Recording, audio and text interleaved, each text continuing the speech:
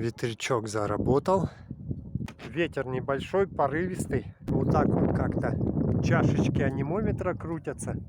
На 170 оборотах, на 180 уже идет 50-60 ватт. С новой магнитной системой начало заряда на 150 оборотах.